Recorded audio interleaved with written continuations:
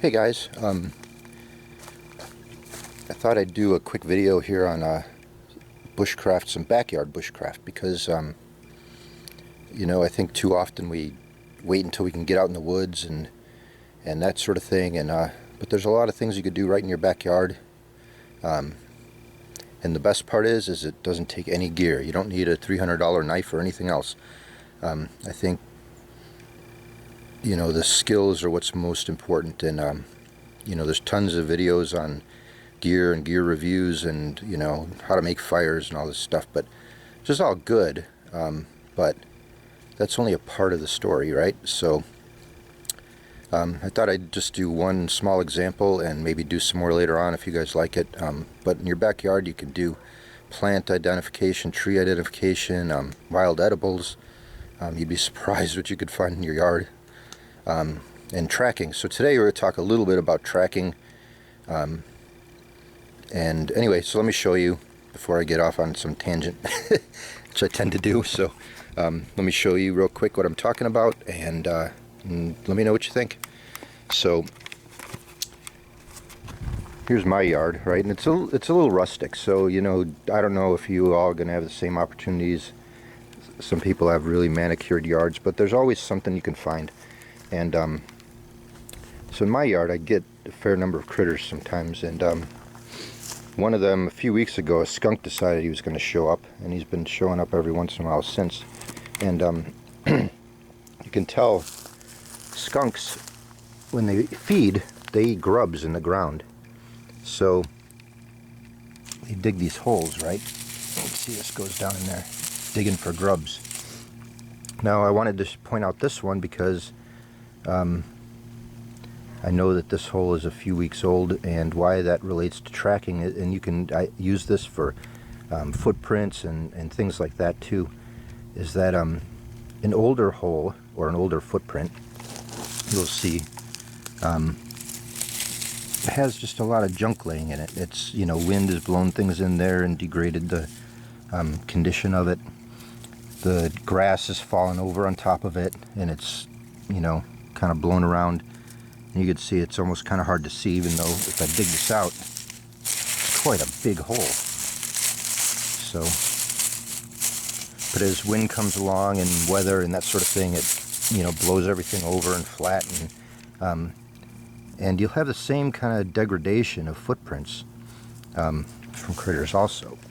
So then here's another one untouched. Let me get a little bit of an angle here.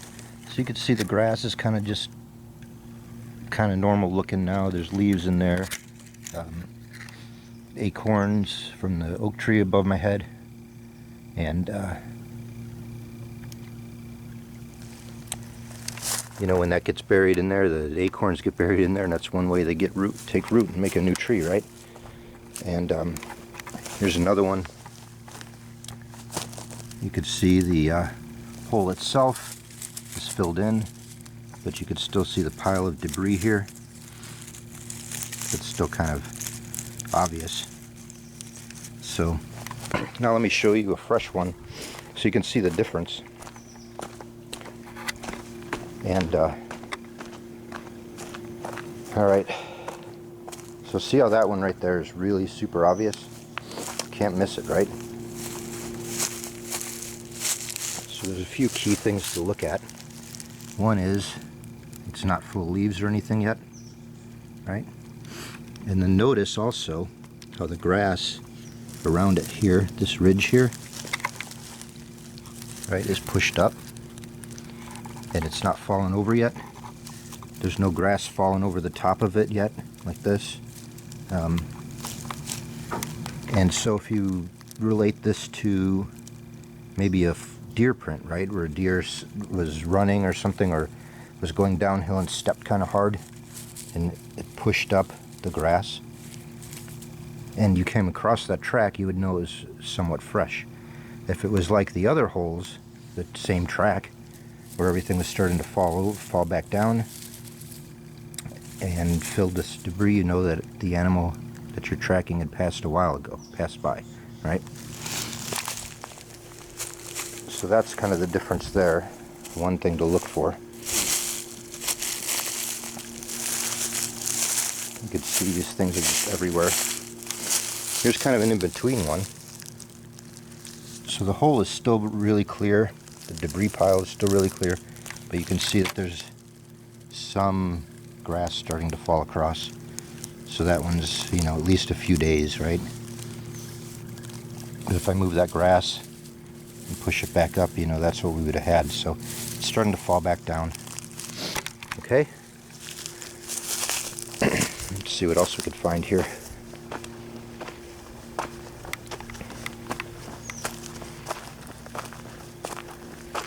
So over here, I don't know how well you're going to be able to see this, but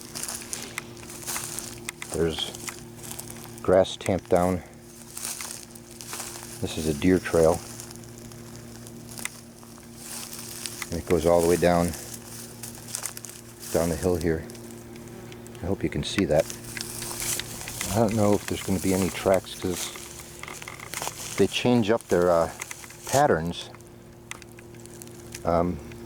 throughout the season and what they do. And that's another thing to take note of too, is, you know, if you could find fresh tracks versus old tracks, you know, you kind of get a seasonal pattern for what animals are doing in the woods or in your yard or what have you. See, this hill is all tore up here from deer going up and down it, and so there's definitely some imprints here, but you could see it's the same thing where where grass and leaves and everything are all filled back in, and so they're all old. There's the tracks here are degraded and old. I'm not seeing anything fresh at all, so they haven't been through here for a while. So